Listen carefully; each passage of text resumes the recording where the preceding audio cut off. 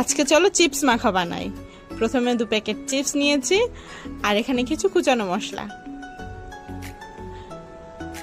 চিপসের প্যাকেট ছিঁড়ে চিপসগুলোকে একটা প্লেটে ঢেলে নিচ্ছি।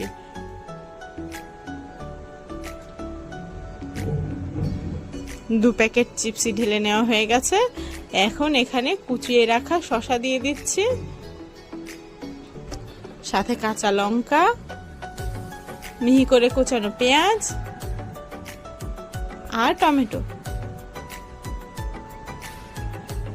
সামান্য লবণ আর একটু লেবুর রস। লেবুর রসটা দিলে একটু টকটক হয়, ভালো লাগবে আরো। এইবার সবগুলো একসঙ্গে মাখিয়ে নিতে হবে। চিপসগুলোকে হাত দিয়ে ভেঙে দিতে হবে, তাহলে মশলার সঙ্গে মিশবে ভালো, খেতেও ভালো লাগবে।